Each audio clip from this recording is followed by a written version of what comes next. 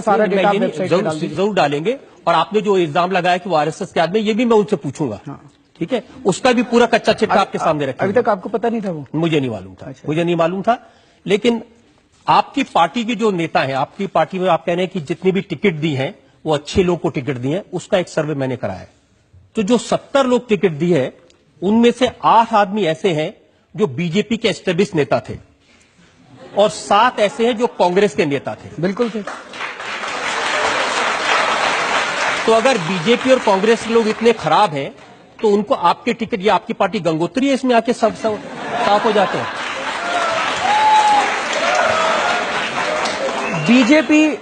BJP एक mafia है, उसको माफिया चला रहा है।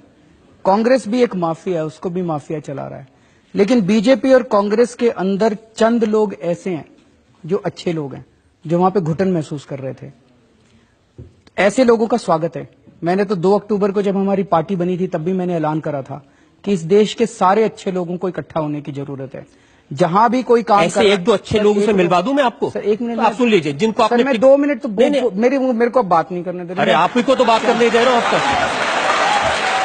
बीजेपी और कांग्रेस के अंदर जब भी कोई आदमी आता है, बीजेपी या कांग्रेस या किसी और भी पार्टी का, और हमारी पार्टी में आना की टिकट लेना चाहता है, मैंने जैसे बताया कि हम एक एक आदमी की जांच करा रहे हैं। जब कोई दूसरी पार्टी छोड़ के आता है तो उसकी 3 गुना जांच कराते हैं हम लोग। जिनकी आपने 3 गुना जांच कराई उनकी थोड़ी जांच मैंने भी कराई। हाँ, बता दीजिए। उत्तम नगर विधानसभा से आपने टिकट दी है देशराज राघव को। इनको माना जाता है राशन माफिया।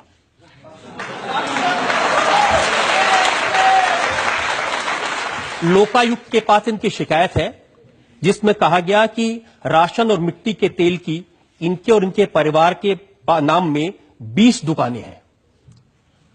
मिलावट का सामान बेचते हैं, पत्नी के नाम पे, बहन के नाम पे, परिवार के नाम पे। और ये सारी डिटेल्स आरटीआई से निकाली हैं। आप चाहे तो मैं आपको पूरी डिटेल दिखाऊं। मेरे को सारी पता है सर, मैं अभी बता देता हूँ सर। अच्छा, आपको पता है उसके बावजूद आपने इनको टिकट दे दी? मैं सारा केस बता देता हूँ आपको। वाह, मैं सारा केस आपको बता देता हूँ। इसके अलावा भी कोई और है? नहीं, बहुत है। अभी तो शुरुआत है। रवीन जी क्या बात कर रहे हैं आप? ठीक है। देशराज राघव अचल शर्मा के खिलाफ पिछली बार इंडिपेंडेंट काउंसलर का चुनाव लड़े थे। अचल शर्मा बीजेपी का आदमी है उत्तम नगर से। अचल शर्मा बुरी तरह से हार गया। मैं अचल शर्मा की नहीं पूछ रहा, माफिया तो ये है जिनको आपने टिकट दिया है। बात तो बता दूं आपको पूरी। अब मेरे को पूरा करने देंगे, बीच में काटेंगे नहीं? नहीं, बिल्कुल काटूंगा। अगर आप, मैं पूछ रहा हूं कि क्या इनके खिलाफ लोकायुक्त के पास शिकायत है कि नहीं है? सर मेरे को जवाब देना पड़ेगा। अगर आप मेरे को जवाब देने ही देंगे तब तो मैं आप जवाब दे ही नहीं रहे, आप तो दूसरी बात के बारे में बात कर रहे हैं। तो फिर ऐसे तो काम नहीं चल सकता। ऐसे ही काम चलेगा? आपकी मर्जी। जब राजनीति में आए तो ऐसे सख्त सवालों के जवाब देने पड़ेंगे। मैं जवाब देने अब आप बच नहीं सकते इन चीजों से। तो बता तो रहा हूं मैं। अगर आप बेईमान आदमी को टिकट देंगे तो सवाल तो पूछे जाएंगे आपसे। आप जवाब ही नहीं देने दे रहे, आप सवाल ही पूछ रहे हैं। आप जवाब नहीं दे रहे हैं ना। चलिए अब बोलूं मैं? बोलिए। मेरे को बात पूरी करनी पड़ेगी बिकॉज वो बात पूरी। आप बात बोल नहीं रहे, बार बार घुमा रहे हैं। आप बार बार कह रहे मुझे बोल नहीं दे रहे, लेकिन बोल नहीं रहे। मैं तो चुप हूं, बोलिए। अचल शर्मा को इन्होंने पिछली बार हराया था। आप अचल शर्मा के पीछे पड़े आप? सर ये अचल शर्मा की कंप्लेंट है, ये अचल शर्मा की कंप्लेंट है। मैं आपसे पूछ रहा हूं कि देशराज राघव। सर ये नहीं है उनके दुकान, एक भी दुकान देशराज राघव के सामने अगर आप साबित कर दें हम अपनी पार्टी बंद कर देंगे। नहीं, ये प्रूफ है। ये आरटीआई से इंफॉर्मेशन आई है। ये प्रूफ है। ये आरटीआई की इंफॉर्मेशन नहीं है, ये अचल शर्मा की कंप्लेंट की कॉपी है। ये कंप्लेंट की कॉपी, हाँ लोकायुक्त से आई है। अब मैं आपको कंप्लेंट तो कोई भी कर सकता है। अगर आपको आरटीआई का शौक है दिखाइए। ये लीजिए आरटीआई, ये आरटीआई की कॉपी है। इसके बाद भी एक और आरटीआई हुई थी, इसके बाद एक और आरटीआई आई थी। एक मिनट सुनिए। क्या बात हुई? ये आरटीआई दे दिया, इसके बाद एक और आरटीआई होगी? सुनिए तो सही, आप मेरी बात नहीं सुन रहे। ये जो आरटीआई आई थी, एक मिनट, ये देशराज राघव के खिलाफ एक आरटीआई है। हाँ। लोकायुक्त की अगर आप पूरी कंप्लेंट पढ़ें, लोकायुक्त की कंप्लेंट में लिखा हुआ है कि उन्होंने अचल शर्मा ने एक आरटीआई डाली जिसके अंदर उनको एक इन्फॉर्मेशन मिली। उसके बाद उन्होंने दूसरी आरटीआई डाली जिसमें डिपार्टमेंट ने ये कबूल किया कि हमने जो पिछली आरटीआई का जवाब दिया था वो गलत था और देशराज राघव के नाम पे एक भी दुकान नहीं है। देखिए, आपके समर्थक के बारे में इल्जाम लगे तो आप एक आरटीआई, दूसरी आरटीआई, लोकायुक्त ये सब करने लगते हैं। किसी दूसरे के बारे में इल्जाम लगे, सबूत हो ना हो, आप इल्जाम लगा देते हैं। सर मैं जिस देशराज यादव की एक इंटरेस्टिंग बात बता देता हूं, ये तो छोड़ दीजिए। चलिए, आप कह रहे हैं पहली आरटीआई, दूसरी आरटीआई।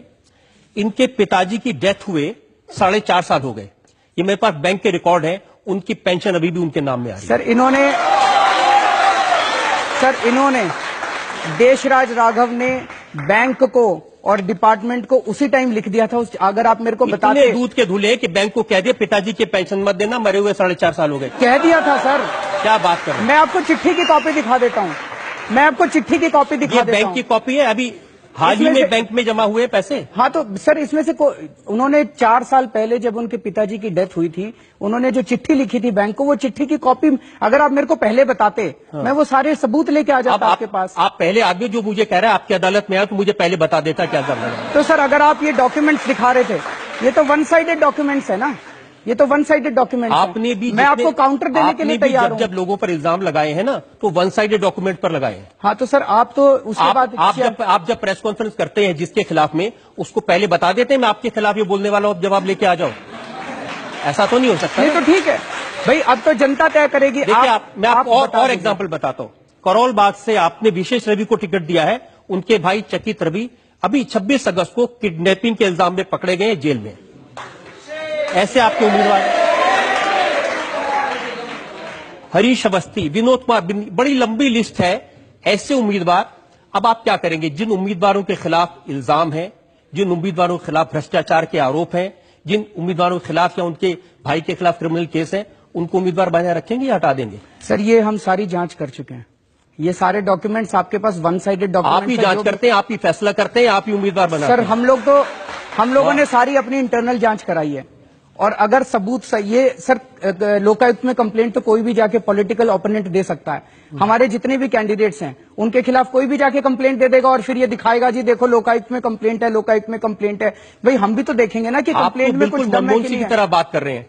मनमोहन सिंह तो बोलते ही नहीं है, मैं तो बहुत बोल रहा हूँ। ये लोग कंप्लेंट कर देते हैं, मुझे क्या पता इसमें क्या है। मैं थोड़ी कह रहा हूँ मुझे क्या पता, मुझे पता है। मैं सारे जवाब तो दे रहा हूँ आपको, आप सुन ही नहीं रहे जवाब। कहाँ जवाब दे रहे हैं आप? अब मैं सारे जवाब आज ये पहली बार ऐसा लग रहा है अरविंद केजरीवाल के पास जवाब नहीं है। आप जो मर्जी कह लीजिए कि हाँ ठीक है मेरे पास जवाब नहीं, आप कह लीजिए।